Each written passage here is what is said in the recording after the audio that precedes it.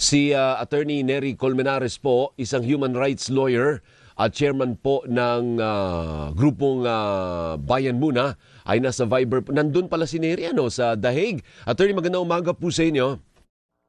Ay, magandang umaga, Alvin. Magandang umaga sa atin dyan sa Pilipinas. Magandang gabi daw po sa inyo dyan. Ano po, mag-alas 12 na po ba dyan?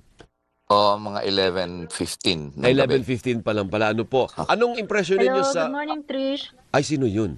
May sumasagot. Oy, wait lang muna. Yung Trish, wag ka muna sumagot ha. Attorney Nery, anong impression po ninyo sa pangalawang araw ng pagdinig? Ang methodical na exposition ng prosekusyon ng mga ebidensya para sa mga suportahan ng aligasyon nila. So nakakabigay ng confidence hindi lang sa prosekusyon kundi sa biktima na mako-confirm ang charges. Nilahad nila hindi lang hindi lang yung common plan kundi pati yung structure, pati yung organization structure, pati yung policy kung kaya nasangkot yung ibang co-perpetrators eh. Tapos nag-ano sila ng mga list ng witnesses and documents na gagamitin nila sa trial kung sakasakaling matuloy ito sa trial. So medyo airtight ang Oo. pagkalahad ng prosekusyon ng kanilang ebidensya. Mukhang maayos po ang pagkakalatag, pero ang impresyon naman po ng mga kababayan natin, marami sa ating mga kababayan ay parang ibinalik po yung dati, ano po, at parang lahat ng mga salitang namutawi sa bibig ng dating presidente ay parang bumalik sa kanya ngayon kasi siya na mismo ang nagpapatotoo, tinabaga ng akusasyon laban sa kanya, attorney. Correct. Kasi ang apat yung elemento ng crime against humanity. Yung first is yung widespread or systematic attack. Ang pangalawa yung against civilians. Ang pangatlo, pursuance to a policy at yun yung Oplan double barrel na sinabi nila and with knowledge of the attack. Ngayon doon sa matter of policy, sabi ng prosekusyon, actually hindi ito random ang patay ang pagpatay kundi bahagi ito ng isang patakaran o policy. At yung policy ay galing sa dalawang sources. The first is yung mga sinabi ni President Duterte.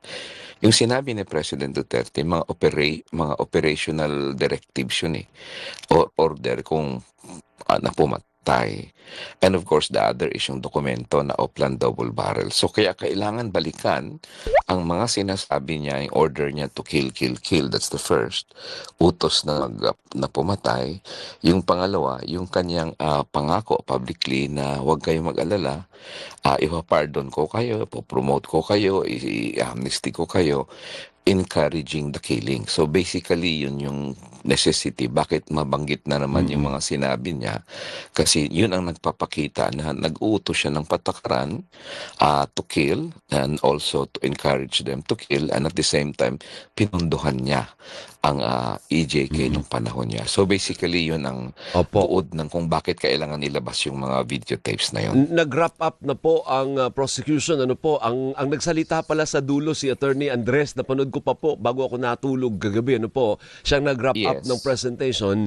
Gaano kayo kakampante, Attorney Nery, na mukha namang uusad ito sa trial? Ano po, kasi yun muna ang objective ngayon ng prosecution. Kailangan hindi ito ma-dismiss o hindi ito hingan ng dagdag na ebidensya kung hindi matuloy ang trial ng dating Pangulo.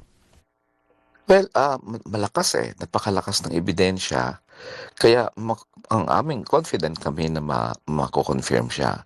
Dagdag pa, yung depensa naman, parang wala silang nabanggit na legal argumentation, at least doon sa opening statements pa lang naman muna, to refute the allegations. Ine-expect ko, syempre, ang sasabihin, kahit sa opening statement pa lang, ang sasabihin ng depensa, hindi totoong, halimbawa, hindi totoong widespread yan, hindi totoong systematic yan, hindi totoong may policy yan, hindi totoo rin na alam ni President Duterte yan, hindi rin nila nilahad yun sa opening statements nila. So, lalong naging malakas, no? Kasi kung hindi mo sagutin yung basic na yung apat na elementong binanggit ng prosecution, mako-confirm ang charges. Kung sasabihin mo lang na di si President Marcos, nirinig niya yung pangako niya na hindi siya mag-cooperate sa ICC, yung mga ganun kasi parang hindi siya relevant Or politika, Kasi halimbawa, politika daw, sabi nila, di ba? Sabi niya, political oh, ito. parang political ano yun parang yun yung messaging ng mga supporters ni President Duterte. Pero sa korte, parang hindi mo siya ini-expect kasi kahit mapatunayan niya ng depensa, totoo, halimbawa, na hindi naman sinunod ni Bongbong Marcos ang kanyang pangakong hindi siya mag-cooperate sa ICC, ang tanong, anong relevance nun? Ang tanong kasi sa ICC, libo-libo ang pinatay, ikaw ang pumatay. So, walang pakialam dito kung nangako man si President Marcos o hindi. So, tumibay ang prosecution nang medyo umiwas ang depensa sa pag-counter ng ebidensya ng prosecution sa opening statements. Tama. So ngayon po, 'di ba, mag-rest today, ano? Rest day niyo po, Attorney Neri. Yes. Bukas at saka sa Friday, asahan na ba ng nanonood o ng mga kababayan natin na puro naman sa depensa ang magpipresenta? Puro yan sa depensa. The whole day binigay sa kanila. And hindi ko alam kung paano nila i-present. Kung titingnan mo yung opening statements, along those lines, hindi ko alam kung yun ang gagawin nila. May narinig ako na proposal si Attorney Panelo kay Attorney Kaufman na mag-hammer ka sa jurisdiction. Tama. Hindi ko alam kung susundin niya ni Kaufman, although nag-warning na ang court sa opening pa lang ng confirmation hearing, sinabi na ng court, huwag nyo nang i-argue dito yung mga motion nyo na dati nyo na file kasi na-resolve na namin yun. Hindi yan ang usapin dito ngayon. So hindi ko alam kung i-raise nila yan kasi baka sabihin ng korte, i-raise mo na naman dito, na-raise mo na yan dati, nagdesisyon na kami, natalo ka na, nag-appeal ka na. Oo. So wag mo nang itackle dito yung jurisdiction na yan. Bakit, Kasi- Attorney Neri, yung jurisdiction ba pwedeng paulit-ulit na questionin yon? O pag na-settle na yan ng court, wala na yan, tapos na yan?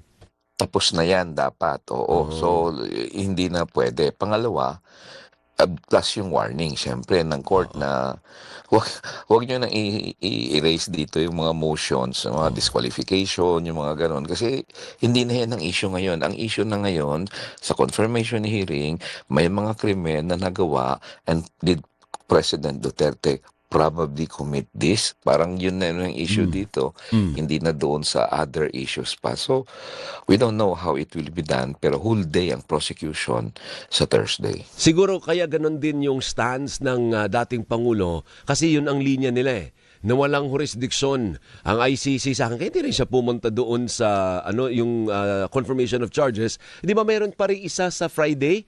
Para may isa pang dapat niyang dumalo o mag-decide siya kung dadalo o hindi pagdating ng Biyernes, Attorney. Yes, issue na yun ng ng monitoring ng prison condition niya. Okay. May sa rules kasi ng ICC na i-check yung kalagayan ng mga nakadetain Oo. sa prison condition kung kamusta naman. Hindi daw siya dadalo doon. So, I don't know if the court will allow it. Pero siguro karapatan niya namang hindi dumalo. So, baka naman din na siya makadalo sa Friday. Okay. Pero habang nagsasabi ng kanilang pahayag yung depensa, ay syempre nandun din kayo. Hindi sa manner na nandun din naman sila nung nagsalita kayo. Present pa rin kayo to doon, Attorney Neri.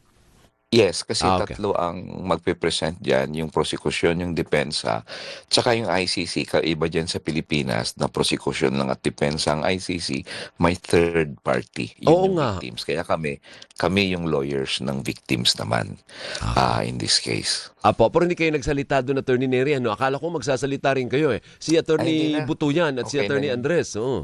Okay na yun, silang dalawa muna dun sa harap.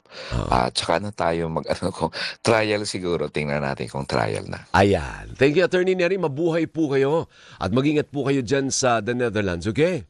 Maraming Magandang umaga salamat po. Thank you. Thank you. Maraming salamat. Si Attorney Neri Colmenares po, isang human rights lawyer at chairman po ng grupong Bayan Muna.